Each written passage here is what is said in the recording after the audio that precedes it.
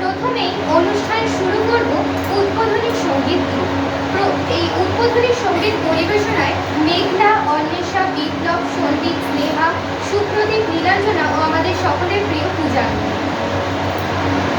কারা রইল কপাট, কারা রইল কপাট, ভেঙে ফেল করলে লোপাট, রক্ত জমাট শিকল পূজার পাষাণ বেদি।